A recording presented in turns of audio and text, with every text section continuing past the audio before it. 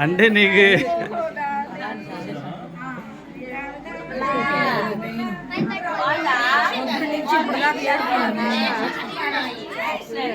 ఇవాళ పడుకోబెట్టి నిద్రపోతాడు చేసింది సైలెంట్ గా ఉంది. ఏంటి ఊగుతున్నా మా పక్కన